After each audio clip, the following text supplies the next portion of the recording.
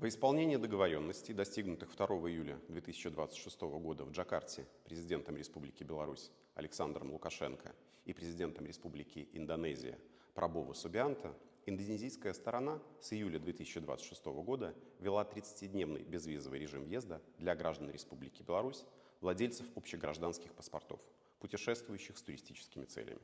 Ранее белорусы были обязаны оформлять визу по прибытии. Со своей стороны, Беларусь последовательно проводит политику открытости. Безвизовый порядок въезда для граждан Индонезии был установлен еще в 2017 году. И в настоящий момент индонезийские граждане также могут находиться на территории нашей страны без виз до 30 дней.